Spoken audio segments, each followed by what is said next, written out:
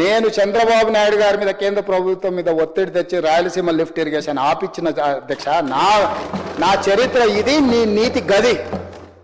ఇవాళ నేను సూటిగా చెప్పదలుచుకునే వేదిక మీద నుంచి రెండు రాష్ట్రాల మధ్యలో మంచి వాతావరణం ఉండాలని ఇప్పటి వరకు నేను సాధించిన విజయాన్ని కూడా నేను చెప్పుకోలేదు అధ్యక్ష.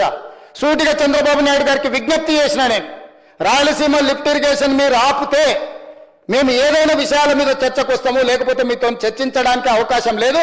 మొట్టమొదట 3 TMCలు పర్ డే అక్రమంగా నిర్మిస్తున్న రాయలసీమ లిఫ్ట్ ఇరిగేషన్ పనులను మీరు ఆపండి అని మేము వారిని క్లోజ్డ్ రూమ్ లో అడిగితే మా మీద గౌరవంతో రాయలసీమ లిఫ్ట్ ఇరిగేషన్ ఆపేషండి అధ్యక్ష.